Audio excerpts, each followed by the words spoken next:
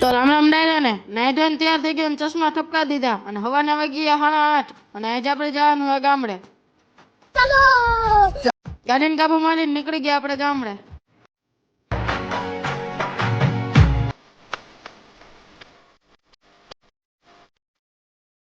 ગામડે પહોંચી ગયા ને ગાડી કરી દીધી અહીંયા પાર્કિંગ અને હવે આપણે જયસિંહ મંદિરે દર્શન કરવા.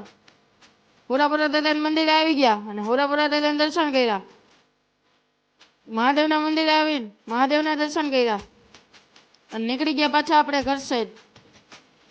ઘરે પહોંચી ગયા ને હવે આપણે જયસિંહ ફાર્મ હાઉસે.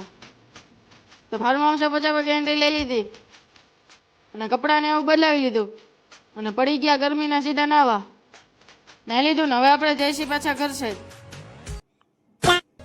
ઘરે પહોંચી ગયો અને કપડાં બદલાવીને તૈયાર થઈ ગયો અને પછી આપણને ભૂખ લાગી ગઈ તો બેસી ગયા જમવા.